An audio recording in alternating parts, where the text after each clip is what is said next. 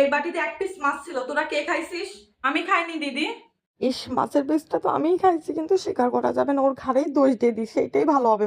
আমি খাইনি দিদি, আমি খাইনি। ও খাইছে, ও খাইছে। আমি খাইনি। তোকে কে বলিস আমি খাইছি? সত্যি করে বল, কে খাইছিস?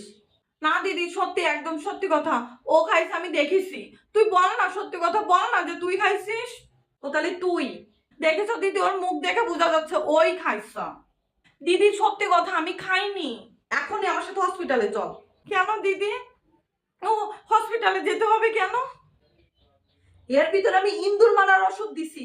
এক্ষুনি চল, না হলে তো বাঁচবি না। এক্ষুনি চল। আমার দরকার নেই, আমি খাইনি। আমি হসপিটালেও যাব না, আমি খাইনি। দিদি, আমাকে নিয়ে যাও, আমি খাইছি। ভালো হয়েছে, এখন বস। আমার নামে তুই মিথ্যা বদনাম দিচ্ছিলি, এখন বস। ভালো হয়েছে, সুন্দর সুন্দর। আমি খাইছি, আমি আর বাঁচবো না।